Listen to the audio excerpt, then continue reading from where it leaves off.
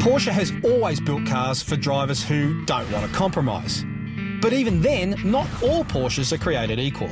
And in the 1950s, if you wanted nothing but the nastiest, most badass Porsche there was, then this car, the 356 Carrera GT, was your baby. With a stove-hot engine and about double the horsepower of the cooking version of the 356, the Carrera GT was a hugely successful race car that, as was the fashion of the time, could be driven to the track, clean up the opposition, and then carry the trophies home. And when you look at how it's all put together, you can see how it was a racer first and a road car second. Even in 1956, race cars didn't need luggage space. So, this one doesn't have any either. Instead of suitcases, it carries 85 litres of petrol. This car really is a fuel tank with headlights. Up the business end, the standard 356 Porsche's pushrod engine has been replaced by a double overhead cam engine and two of the biggest Weber carburetors I've ever seen. The end result was 135 horsepower, which in '56, when Elvis was still singing Jailhouse Rock, was really something else.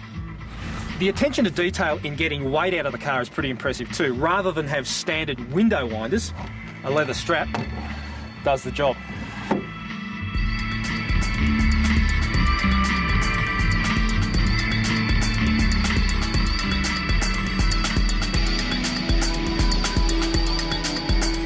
Usually when you turn a road car into a race car, you end up with a pretty compromised sort of road car. Throw in the fact that older cars generally impose their own limitations on how you use them, and you can see that this car really is equal parts pleasure and pain. The pedals are the old through-the-floor numbers, so you have to get used to that.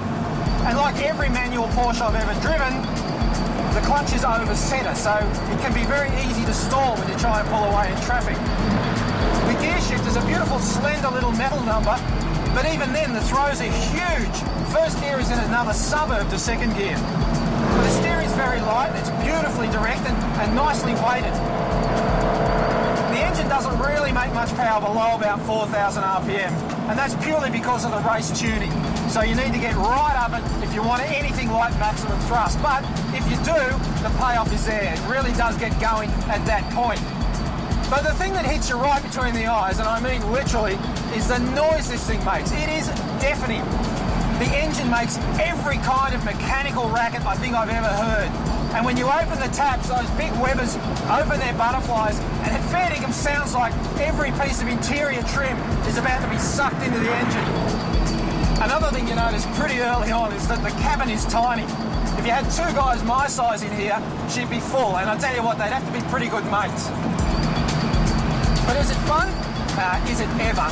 These cars have always been one of my favourites of all time, and this one is the one to have. Even though I've driven it now.